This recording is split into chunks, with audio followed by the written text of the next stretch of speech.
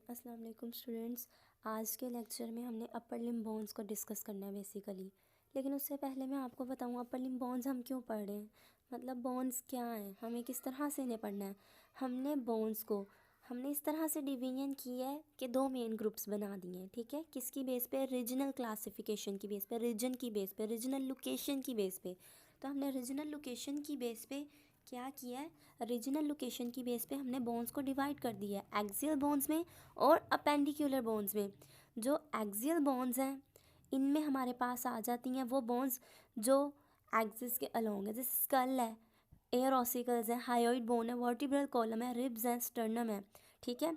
School में 22 bones आ जाती हैं, एयर ऑसिकल्स में 6 बोन्स, हायोइड में एक बोन होती है, vertebral column 26 bones, ribs 24 bones, sternum एक ही bone, total 80 bones axial skeleton में हम पढ़ते हैं। ये मैंने आपको बात बता दी थी पहले, ठीक है। अब हमने जो पढ़ना है, हमने अपेंडिकुलर स्केलेटन स्टार्ट करना है। अपेंडिकुलर स्केलेटन में हमने पढ़नी होती हैं एक्सट्रीमिटीज़, लिम्स की बोन्स, अपर एक्सट्रीमिटीज़ और लोअर एक्सट्रीमिटीज़। और जो आज का लेक्चर है उसमें हमने अपर एक्सट्रीमिटीज़ की बोन पढ़नी है, अपर लिम्ब की बोन पढ़नी है, ठीक है। जो कि 32 राइट 32 लेफ्ट साइड पर होती हैं, तो टोटल 64 बोन्स होती हैं, ठीक है। अपेंडिकुलर स्केलेटन में हमने क्या पढ़ना होता है, अपर लिम्ब और लोअर लिम्ब। अपर लिम्ब में शोल्डर गिल्डर पढ़ना है अपर लिम्ब के साथ। अब जो शोल्डर गिल्डर है अपर लिम्ब, हमें इसमें देखना है अपर लिम्ब की बोन्स को, यानी कि क्लेविकल को देखना है, scapula, humerus, radius, ulna, then carpals, then metacarpals, ठीक है।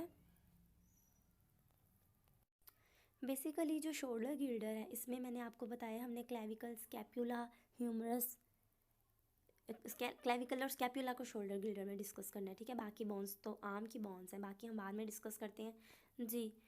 क्लेविकल क्या है? क्लेविकल आपकी कॉलर बोन होती है, ठीक है। लैटिन वर्ड की के लिए यूज़ होता है, क्यों लैटिन वर्ड इसके लिए की क्यों यूज़ होता है, मतलब इस तरह से इसकी जो शेप होती है ना वो किसी ओल्ड की तरह होती है, जैसे एक ओल्ड स्टाइल की होती है ना उससे रिजेम्बलेंस करती है, एज शेप्ड होती है, रफली एज शेप्ड, ठीक है। तो रफली एज शेप्ड बोन जो की ओल्ड की से रिजेम्बलेंस रखती हो उसको हम कॉलर बोन यानी कि क्लेविकल कहते हैं। इसकी लोकेशन के बारे में अगर पूछा जाए तो आपने क्या बताना है, ये लोकेट करती है स्टर्नम और स्कैप्यूला के दरमियान में, ठीक है। और ये हॉरिजेंटली लाइज करती है, ठीक है। तो एस शेप्ड बोन है, लार्ज ओल्ड स्टाइल की से रिजेम्बलेंस रखती है, इसे हम कॉलर बोन भी कहते हैं। लोकेट कहाँ करती है? स्टर्नम और स्कैप्यूला के दरमियान में। बेसिकली अगर हम इसके फंक्शन की बात करें तो क्लेविकल ना हमारी जो रूटीन मूवमेंट होती है, रूटीन फंक्शनल मूवमेंट्स होती हैं उनमें की रोल प्ले करती है, बहुत इंपॉर्टेंट रोल प्ले करती है। ये हमें एज ए लिंक होती है, लिंक प्रोवाइड करती है एक्सियल स्केलेटन और पेक्टोरल गिल्डर का, ठीक है। तो इसका जो रूटीन फंक्शनल मूवमेंट्स है उसमें बहुत ज़्यादा इंपॉर्टेंट रोल होता है। बेसिकली ट्रांसमिट करती है कि वेट को, अपर लिम्ब के वेट को स्टर्नम की तरफ। अगर हम अब इसकी डिवीजन की बात करें, देखें जब भी हमने एक बोन पढ़नी है, हम अपर लिम्ब लोअर लिम्ब की बोन्स पढ़ रहे हैं, इसमें हमने लॉन्ग बोन्स डिस्कस करनी है। जब भी एक लॉन्ग बोन या बोन डिस्कस करते हैं ना हम उसको पहले डिवाइड कर लेते हैं अपनी कन्वीनियंस के लिए, ताकि हमें आसानी रहे, ठीक है। लाइक एज हम जब भी कोई लॉन्ग बोन पढ़ते हैं हम उसको डिवाइड कर देते हैं कि हम कहते हैं एक उसका अपर एंड है, लोअर एंड है, यानी कि अपर एक्सट्रीमिटी, लोअर एक्सट्रीमिटी और शैफ्ट है। इसी तरह अब हम क्लेविकल पढ़ रहे हैं तो हम इसको डिवाइड कर लेते हैं ताकि हमें आसानी रहे। तो क्लेविकल को हमने डिवाइड किया होता है मीडियल एंड में, शैफ्ट में और लेटरल एंड में। अब आप लोगों को ये जो रेड कलर की शो हो रही है ये क्लेविकल है, ठीक है।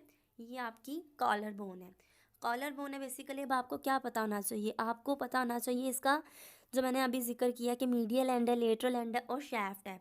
शैफ्ट तो आपको पता है जो दरमियान में होगी उसको हम शैफ्ट कहेंगे। मतलब हमने शैफ्ट को भी डिवाइड किया, हमने बेसिकली बोन को डिवाइड किया ना 3 पार्ट्स में, मीडियल एंड, लेटरल एंड और शैफ्ट। अब स्टूडेंट्स को ये कन्फ्यूजन होती है मीडियल एंड कौन सा है और लेटरल एंड कौन सा है। तो बहुत ही आसान सी चीज़ है, बहुत ही ज़्यादा आसान। देखें आपकी ये जो रेड कलर में आपको शो हो रही है क्लेविकल, इससे आप इजीली याद रख सकते हैं कि जो क्लेविकल की साइड, जो उसका एंड आपके स्टर्नम की तरफ जा रहा है ना उसको हम स्टर्नल एंड कहते हैं। और वहीं वो वाला पोर्शन जो होता है मीडियल एंड होता है, वहाँ पर जो मीडियल 2/3 पोर्शन है ना वो स्टर्नल एंड की तरफ होता है। जबकि जो दूसरी तरफ आ जाए जहाँ पे आपकी ह्यूमरस आ रही है वो एंड जो है वो एक्रोमियल एंड कहलाता है। और वहाँ लेटरल 1/3, टोटल अगर हम बात करें तो लेटरल 1/3 कंट्रीब्यूशन होती है। क्लेविकल की, ठीक है। तो जो स्टर्नम वाली साइड पे होगा एंड उसको हम क्या कहेंगे, स्टर्नल एंड, और वो मीडियल 2/3 कंट्रीब्यूट कर रहा होगा।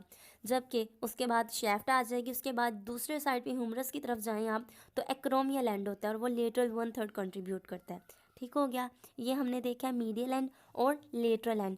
मीडियल एंड जो था स्टर्नम के करीब था, आर्टिकुलेट करता है स्टर्नम के साथ और फर्स्ट कोस्टल कार्टिलेज के साथ। जो लेटरल एंड होता है ये एक्रोमियन प्रोसेस के साथ आर्टिकुलेट करता है। व्हाट इज़ एक्रोमियन प्रोसेस, अभी हम स्कैपुला पढ़ेंगे, देन आपको एक्रोमियन प्रोसेस भी क्लियर हो जाएगा। फिलहाल जो चीज़ आपने मेमोराइज रखनी है वो ये कि जो लेटरल एंड होता है वो आर्टिकुलेट करता है एक्रोमियन प्रोसेस के साथ, इसीलिए हम उसे एक्रोमियल एंड कह देते हैं, ठीक है। ये देखें, अब आपको ज़्यादा अच्छी समझ आ जाएगी इससे। एक स्टर्नल एंड था जो स्टर्नम की तरफ था, मीडियल 2/3, और एक एक्रोमियन एंड था क्योंकि वो एक्रोमियन प्रोसेस, कैप्युला के एक्रोमियन प्रोसेस के साथ आर्टिकुलेशन कर रहा था, तो उसे हमने एक्रोमियन एंड कह दिया था, ठीक है। ये इसका एंटीरियर एस्पेक्ट है, पोस्टीरियर है, ठीक है। सुपीरियर सरफेस शो हो रही है, इन्फीरियर। यहाँ से आप लोगों ने ये चीज़ें क्लियर करनी है अपनी, ये नहीं आपने मिक्स होने देनी। आप जब बोन्स पढ़ते हैं ना तो डायरेक्ट ही उसकी सरफेसिस कितनी है, बॉर्डर्स, पहले आप बेसिकली देखें कि बोन को डिवाइड कैसे किया है। जैसे क्लेविकल को सिंपलेस्ट क्लासिफिकेशन, सिंपलेस्ट अपनी डिवीजन जो हमने की अपनी आसानी के लिए, हमने उसको डिवाइड कर दिया मीडियल एंड, शैफ्ट और लेटरल एंड में। देन हमने उसकी चीज़ों को समझा कि उसके लेटरल एंड किस साइड पे है, मीडियल एंड किस साइड पे है, ठीक है जी। तो हमने अभी तक बस ये चीज़ें देखी हैं, ठीक है। अगेन मैं आपको बता देती हूँ, हमने बोन को डिवाइड किया लेटरल एंड पे, मीडियल एंड और शैफ्ट में। जो आपका लेटरल एंड जिसे मैंने एक्रोमियन साइड कहा था कि जो इस तरफ होगा वो एक्रोमियन एंड होगा, लेटरल साइड होगी, ठीक है। जो स्कैपुला ह्यूमरस की तरफ है, एक तो स्टर्नम की तरफ है, उसको मीडियल एंड कह दिया। जो लेटरल या एक्रोमियन एंड जिसे मैंने कहा है वो फ्लैट होता है, ठीक है। उसमें एक फेसेट होता है, बेसिकली वो जो फेसेट होता है वो आर्टिकुलेट कर रहा होता है एक्रोमियन प्रोसेस के साथ स्कैपुला के। देन एक्रोमियो क्लेविकुलर जॉइंट बनता है, ये बात हमारी हो चुकी है। अब अगर आपको फेसेट का नहीं पता तो देखिए आप कितना कंफ्यूज होंगे, इसीलिए मैंने आपको रियली फर्स्ट लेक्चर में कहा था आपने आर्टिकुलर और नॉन आर्टिकुलर सरफेसिस ग्रूव्स को अच्छे से प्रिपेयर करना है, देन ही आपको जब हम अपर लिम्ब लोअर लिम्ब पढ़ेंगे तो ज़्यादा अच्छे से समझ आ सकेगी, ठीक है। फेसेट मैंने आपको बताया था एक small smooth flat articular surface को कहते हैं। तो जो फेसेट होता है वो आर्टिकुलेट करता है बेसिकली एक्रोमियन प्रोसेस के साथ। देन बेटा मीडियल एंड होता है, मीडियल एंड जो होता है वो स्टर्नल एंड होता है, वो क्वाड्रेंगुलर होता है, वो उसकी निस्बत लेटरल एंड ज़्यादा फ्लैट होता है, ठीक है। वो क्वाड्रेंगुलर होता है और उसकी आर्टिकुलेशन किसके साथ होनी होती है, स्टर्नम वाली साइड के साथ, ठीक है। तो वहाँ पर कौन सा जॉइंट बनता है, स्टर्नो क्लेविकुलर जॉइंट। जो आपका एक्रोमियन एंड वाली साइड थी, लेटरल 1/3 वाली साइड थी, वहाँ पर कौन सा जॉइंट बनता है, क्रोमियो क्लेविकुलर जॉइंट। और जो स्टर्नल साइड होती है जिसे मीडियल 2/3 कंट्रीब्यूशन की होती है, वहाँ पर कौन सा जॉइंट बनता है, स्टर्नो क्लेविकुलर जॉइंट, ठीक हो गया। देन आपने कुछ इंपॉर्टेंट पॉइंट्स याद रखने होते हैं क्लेविकल के लिए। इसकी कुछ स्पेक्युलरिटीज़ होती हैं, कुछ एनोमलीज होती हैं बाकी बोन से। ये वो वाहिद बोन है जो हॉरिजॉन्टली पड़ी होती है, ये वो वाहिद बोन है जो ऑसिफिकेशन स्टार्ट करती है, इसकी मेडुलरी कैविटी नहीं होती। आपको जब सिंपल बोन का स्ट्रक्चर बताया था कि अगर मैं एक बोन का सेक्शन लूँ, क्रॉस सेक्शन लूँ छोटा सा, उसमें मैं देखूँ तो मुझे क्या क्या चीज़ें दिखाई देंगी। मैंने बताया था सबसे पहले पेरिओस्टियम होगी, ठीक है। देन कॉम्पैक्ट बोन होगी, देन स्पॉन्जी बोन होगी, उस स्पॉन्जी बोन के अंदर मेडुलरी कैविटी उसके बाद आएगी, मेडुलरी कैविटी के अंदर बोन मैरो पड़ा होगा, यही पढ़ाया था ना मैंने आपको। लेकिन जो क्लेविकल होती है इसमें मेडुलरी कैविटी मौजूद नहीं होती, ये बात आपने याद रखनी है। देन ये मोस्ट कॉमनली फ्रैक्चर्ड बोन होती है बॉडी की, कॉलर बोन, क्लेविकल कहते हैं, कॉलर बोन कहते हैं, ब्यूटी बोन कहते हैं। इसके बारे में क्या याद रखना है, मोस्ट कॉमनली फ्रैक्चर्ड बोन होती है। तो ये हमने क्लेविकल के बारे में कुछ पॉइंट्स डिस्कस किए जो कि आपने नहीं भूलने। आप लोगों को ये तो पता चल गया कि जो क्लेविकल है मोस्ट कॉमनली फ्रैक्चर्ड बोन है। इसका फ्रैक्चर हो कहाँ पर सकता है, देखिए फ्रैक्चर, अगर ये बात यहाँ पर तो नहीं ख़त्म हो जाती कि मोस्ट कॉमनली फ्रैक्चर्ड बोन है। अब इस बोन में फ्रैक्चर किस जगह पे होने का चांस होता है ये भी बात आपको पता होनी चाहिए। तो जो मोस्ट कॉमन साइट होती है इसके फ्रैक्चर की वो जंक्शन होती है। जब जहाँ दो कर्वेचर्स होते हैं ना बोन के, जहाँ जंक्शन होती है वो वीकेस्ट पॉइंट होता है। सबसे ज़्यादा चांसेस जो होते हैं फ्रैक्चर के वो वहीं पर होते हैं जहाँ पर जंक्शन हुई होती है, जहाँ पर दो कर्वेचर्स बोन के मौजूद होते हैं। तो ये बात आपने याद रखनी है कि वही वीकेस्ट पॉइंट होता है और वहीं पर सबसे ज़्यादा चांसेस होते हैं कि बोन फ्रैक्चर करे, ठीक है। देन हमने एक कंडीशन याद रखनी है, वो भी एनोमली ही है कि अगर क्लेविकल कंजेनिटली एब्सेंट हो, क्लेविकल मौजूद ही नहीं है, बाय बर्थ ही मौजूद नहीं है, तो इस कंडीशन को आप क्या कहेंगे? या फिर वो इम्परफेक्टली डेवलप हुई है, तो उस कंडीशन को, उस डिजीज़ को आप क्या कहेंगे? उसको हम क्लीडोक्रेनियल डायस्टोसिस कहते हैं, ठीक है। क्लीडोक्रेनियल डायस्टोसिस बेसिकली क्लेविकल का मौजूद ना होना या ठीक से डेवलप ना हो पाना, इसे हम क्लीडोक्रेनियल डिस्टोसिस कहते हैं। इस कंडीशन में बेसिकली क्या होता है, आपका शोल्डर ड्रॉप हो जाता है। शोल्डर ड्रॉप होने की वजह से मतलब जिसे आप कह लें कि ड्रॉपिंग हो गई है ना शोल्डर की, ठीक से जैसे एक नॉर्मल इंसान का होता है वैसे नहीं रहेगा। ठीक हो गया, ये हमारी होगी क्लेविकल कंप्लीट। अब हमने देखनी है नेक्स्ट बोन, स्कैप्यूला। स्कैप्यूला क्या होती है? क्लेविकल कॉलर बोन थी, ब्यूटी बोन थी, एस शेप्ड बोन थी। What about scapula? Scapula basically thin bone होती है आपकी, इसको हम शोल्डर ब्लेड भी कहते हैं। एक फ्लैट ट्रायंगुलर बोन होती है जो आपकी बैक पे, ट्रंक की बैक पे लोकेट कर रही होती है और पोस्टीरियर सरफेस पे सिट्स ओवर करती है, ठीक है। मतलब कि ये आपका जो पोस्टीरियर लेटरल एस्पेक्ट होता है थोरैसिक केज का, वहाँ पर पड़ी होती है।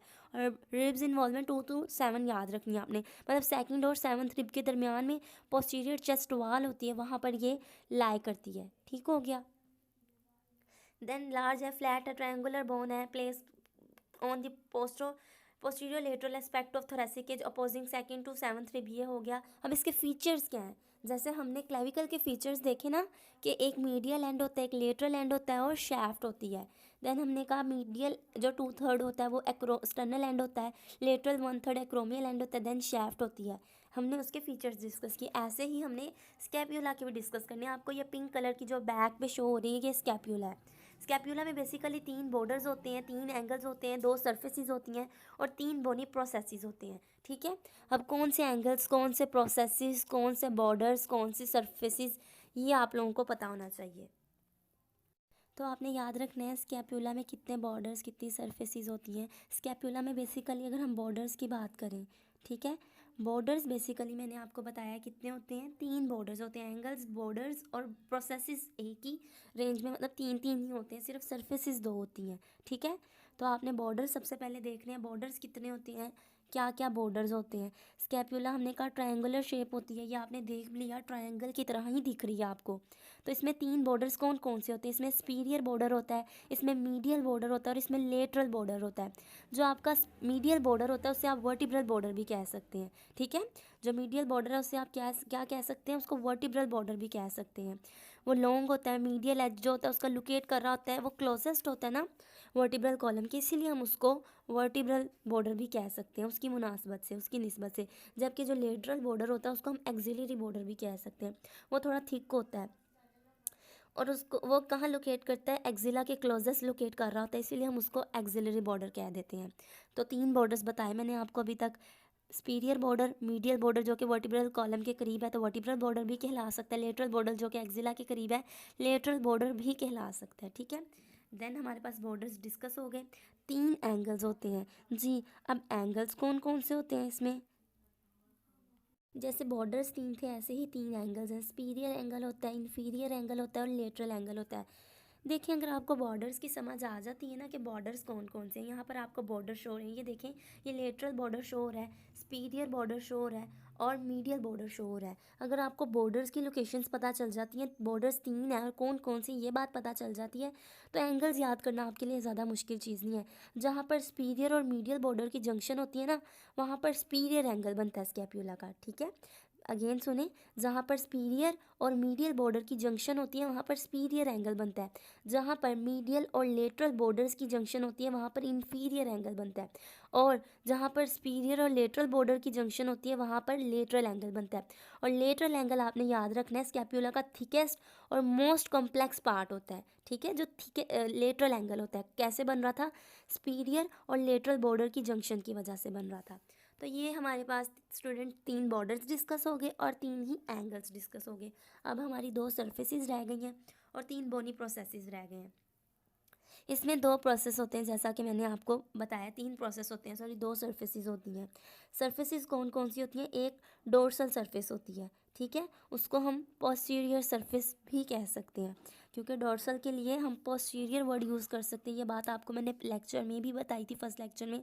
और जो एंटीरियर होता है उसके लिए हम वेंट्रल का वर्ड यूज़ कर सकते हैं। तो इसका मतलब जो इसकी दो सरफेसेस हैं उसमें से एक सरफेस जो है डोर्सल सरफेस है, जिसे पोस्टीरियर सरफेस भी कह सकते हैं, और एक सरफेस कोस्टल सरफेस है। ठीक है, तो कोस्टल सरफेस और डोर्सल सरफेस हमने इस तरह से डिवाइड किया है इसको। एक कोस्टल सरफेस होती है और एक क्या होती है, डोर्सल सरफेस, जिसे पोस्टीरियर भी कहते हैं। जो बेसिकली आपकी पोस्टीरियर सरफेस होती है ना, वो कन्वेक्स और अनइवन होती है, और उसमें एक प्रोट्रूडिंग रिज होता है जिसे हम स्पाइन भी कहते हैं। वहीं पर स्पाइनस प्रोसेस डिस्कस हो जाता है आपका। ठीक है, स्पाइनस प्रोसेस जो होता है, स्पाइन जो होती है वो स्पाइन इस तरह से डिवाइड करती है, सेपरेट करती है पोस्टीरियर सरफेस को, कि दो डिवीजन्स बन जाती हैं, एक सुपीरियर सप्रास्पाइनस फोसा, एक इन्फीरियर सप्रास्पाइनस फोसा। ये देखें आपको जो दो कलर शो हो रहे हैं, येलो कलर और पर्पल कलर। जो सप्रास्पाइनस फोसा है, सप्रास्पाइनेटस फोसा पर्पल कलर का है, और जो येलो कलर का है वो इंफ्रास्पाइनेटस फोसा है। जो इंफ्रास्पाइनेटस इन्फीरियर इंफ्रास्पाइनेटस फोसा, इसके लिए आपने याद रखना है ये मच बिगर होता है देन सुपीरियर स्पाइनस फोसा। ठीक है, तो ये इसके फोसाज हो गए, और उसके अलावा सरफेसेस डिस्कस हो गई। अब आपके बोनी प्रोसेसेस रह गए। बोनी प्रोसेसेस, स्पाइनस प्रोसेस को ना समटाइम्स हम प्रोसेस में इंक्लूड नहीं करते, जस्ट स्पाइन कह देते हैं कि एक वो प्रोट्रूडिंग रिज है, उसको समटाइम्स कुछ बुक्स में इंक्लूड ही नहीं किया जाता, लेकिन हम इंक्लूड कर रहे हैं, इसलिए हमारे प्रोसेस 3 बन रहे हैं। ठीक है, स्पाइनस प्रोसेस हो गया, एक कोराकोइड प्रोसेस होता है और एक एक्रोमियन प्रोसेस होता है। स्पाइन या फिर स्पाइनस प्रोसेस तो हमने डिस्कस कर लिया। जी, तो क्या बताया था मैंने आपको, स्पाइनस प्रोसेस या स्पाइनस प्रोसेस स्पाइन बताई थी मैंने आपको कि ट्रायंगुलर प्लेट होती है बोन की, जिसके 3 बॉर्डर्स 2 सरफेसेस होती हैं, और वो डोर्सल सरफेस जिसको हमने पोस्टीरियर सरफेस भी कहा था, वो इस तरह से उसको स्कैप्यूला को डिवाइड करती है। डोर्सल सरफेस जो होती है, डोर्सल सरफेस को इस तरह से डिवाइड करती है कि वो सप्रास्पाइनेटस फोसा और इंफ्रास्पाइनेटस फोसा में डिवाइड हो जाती है। ये देखें, ये भी मैंने आपको शो कराया था। ठीक है, जब वो डिवाइड हो जाती है, जो उसका पोस्टीरियर बॉर्डर होता है ना, उसको हम स्पाइन की क्रस्ट भी कह सकते हैं। ठीक हो गया। देन आपके पास आ जाता है second border, sorry second process. एक तो देख लिया हमने spinous process, secondly acromion process होता है, उसके 2 बॉर्डर्स होते हैं। ठीक है, मीडियल और लेटरल, और 2 ही सर्फेसिस होती हैं, सुपीरियर और इन्फीरियर, और एक फेसेट होता है ताकि क्लेविकल आर्टिकुलेट कर सके। अभी बताया था मैंने आपको क्लेविकल पढ़ाते हुए। तो एक्रोमियन बेसिकली आपने याद रखना है, इसको पॉइंट ऑफ शोल्डर भी हम टर्म कर सकते हैं, ये ब्रॉड होता है। ठीक है, ये बेसिकली शोल्डर की वो टिप बनाता है जो इजीली पाल्पेबल होती है। समटाइम्स ये रूफ ओवर भी करता है ग्लिनोइड कैविटी को, और आर्टिकुलेशन प्रोवाइड करता है क्लेविकल के लिए, एक्रोमियो क्लेविकुलर जॉइंट बनाने के लिए। ठीक है, तो ये आपने याद रखनी है बातें एक्रोमियन प्रोसेस के लिए। देन आपके पास लास्ट प्रोसेस आ जाता है जिसे हम कहते हैं कोराकोइड प्रोसेस। कोराकोइड प्रोसेस आपको यहाँ पर रेड कलर में शो हो रहा है।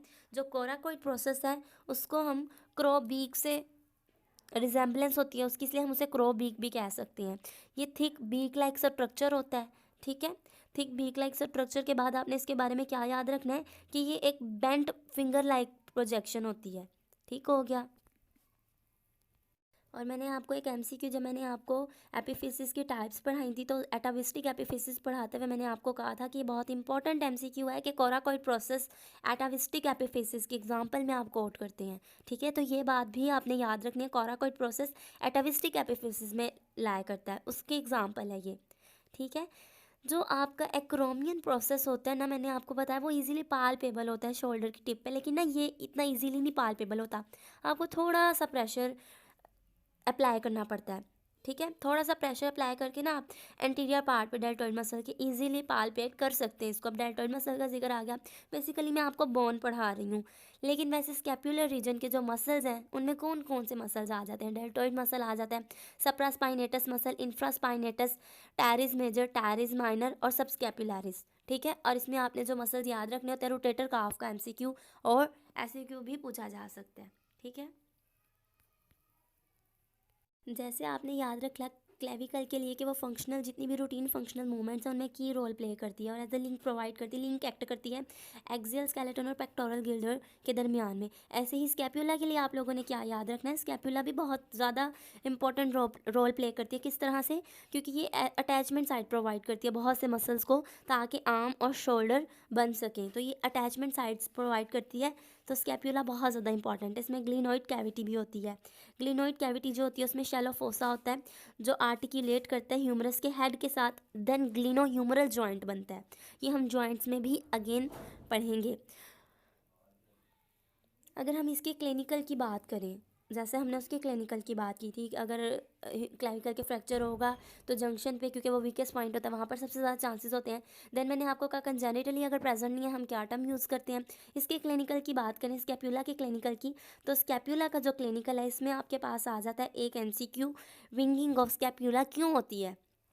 अगर आपका जो मसल है सिरेटस एंटीरियर, अगर इसका पैरालिसिस हो जाए तो आपका जो स्कैप्यूला है वो विंगिंग स्टार्ट कर देता है। उसे आप कहते हैं winging of scapula. Winging of scapula किस मसल के पैरालिसिस की वजह से होती है?